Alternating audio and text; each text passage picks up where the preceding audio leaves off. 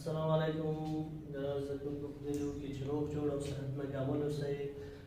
لکه څرنګه چې موږ چې دی رضایت عملي وویلی وو نو نن چې دی رضایت عملي چې دی میزان ده راځو د ضرب عملي میزان ته ګرانو زده کوونکو موږ په دوه طریقو سره چې دی ضرب عملي څه کوو میزان کوو یو چې دی د تقسیم د عملي په واسطه بل چې دی د ضرب عملي د تبدیلي خاصیت په واسطه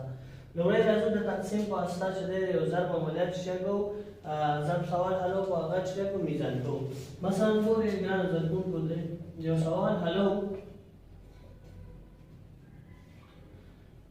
راځو دا سوال چې دی حلو درې په شپږو کې څو کېږي اتلس یو اصل درې په پنځو کې پنځلس او یو څو شو شپاړس یو اصل درې په څلورو کې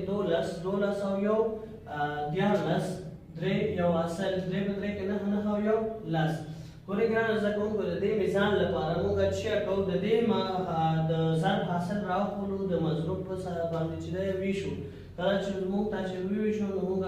موږ ته چې دی د مضروب فیه چې دی موږ ته لاسته راځي که چېرې لاسته راغلی سوال صحیح دی که نه غلط دی نو دا راخلو مثلا لس اته تقسیم پر څو پر درې دغه یو هیڅ رقم چې دی ورسره چې دی نه تقسیمېږي ګرانو زده کوونکو دویم عدد هم ورسره اخلو څو کېږي لس د دې ضرب زباني تر هغه پورې وایو چې دغه لس چې دی پوره کړي مثلا درې په درې کې نه څلور په درې کې دولس ګورئ څلور په درې کې دولس کېږي ځای نه زیاتېږي نو څه لیکو درې په درې کې څو کېږي نهه لسونه چې نهه لاړ شي څو پاتې کېږي یوه دغه درې ورته څه کوو ښکته کوو دیارلس اوس بیا هم د دې ضرب زباني تر هغه پورې وایو چې دغه عدد پوره کړي درې په درې کې نهه څلور په درې کې دولس پنځه په درې کې پنځلس پنځه په درې کې پنځلس راځي زیاتېږي نو څو څلور په درې کې څو کېږي دولس د اوس دیارلسونه چې دولس راشي څو پاتې کېږي یو نو د بل عدد ورته څه کوو راښکته کوو زده کوونکو شپږ راښکته کوو شپږ چې راښکته شو شپاړس چې دی اوس چې دی د دریو ضرب زباني وایو چې د شپاړس پوره کړي پنځه په دریو کې چې دی څه کېږي پنځلس کېږي نو پنځه وهو چې شپږ وهو اتلس کېږي نو زیاتېږي نو څو وهو پنځلس وهو پنځه وهو پنځه په درې کې څو پنځلس شپږ چې پنځه لاړ شي یو باقي دغه ته ورته څه کوو ښکته کوو اوس شپږ په درې کې څو کېږي اتلس شپږ وهو شپږ په درې کې اتلس نو چې اتلس لاړ شي خلاص نور ګرانو زده کوونکو دغه زموږ د مقسوم علیه خارجه قسمت کوم عدد چې دی دا باید د د مضروب فعلي سره یو شی د زموږ سوال چې دی صحیح دی نو دلته ګورئ دواړه صحیح دی نو زموږ سوال چې دی صحیح دی راځو دویمه طریقې ته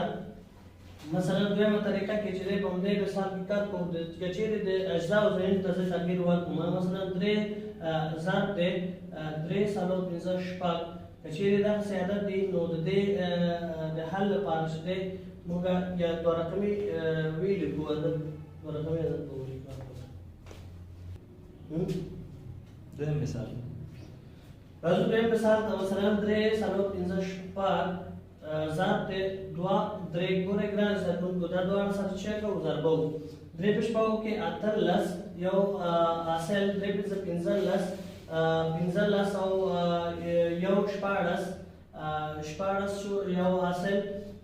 شپږ لیکو یو اصل درې په څلورو کې دولس او یو دیارلس یو اصل درې په درې کې نهه او یو لس او بیا راځو دویم حد ته دوه په شپږو کې دولس دوه یو اصل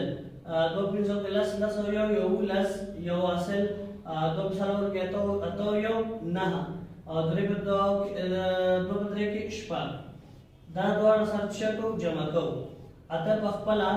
شپږ او دوه اته درې او یو څلور نهه او صفر خپله نهه یو شپږ اووه راځو ګرانو زده کوونکو د دې اجزاو ځایونو ته تغییر ورکوو مثلا لیکو درویشت ضرب دی درې زره څلور سوه شپږ پنځوس دغه چې دی ضربوو که چېرې د دې حاصل سره یو شی سوال زموږ چې دی صحیح ده درې په شپږو کې اتلس شپږ په درې کې اتلس یو حاصل دوه په شپږو کې دولس او یو دیارلس راځو دویم حد ته درې په پنځه کې پنځلس یو حاصل دوه په پنځه کې لس او یو یولس دریم حد ته راځو درې په څلورو کې دولس یو حاصل څلورو کې دوه په څلورو کې اته او یو نهه دریم حد ته څلورم حد ته راځو ګورئ درې په درې کې څو نهه درې په درې کې 9 2 په درې کې 6 دا ټول سره شي کو جمع کو اته په خپل 3 او 15 سو کېږي اته کېږي او یو دوا سالو یو نه لس او نه نولس او نه یو حاصل یو شپږ سو کېږي وو راځو کولې د دواړو چې د حاصلونو سره چې یو شی راغلی نو موږ وایو چې په دې طریقه هم کولی شو چې میزان وکړو په دې طریقه سره هم کولی شو چې د یو ذات د باندې چې کو میزان وکړو دا زموږ د نن ورځې درس که چېرې په دې کې پوښتنه لرئ نو ستاسو پوښتنو خپله په همدې ویډیو لاندې کمنټ کړئ انشاءالله تاسو ته ښه وخت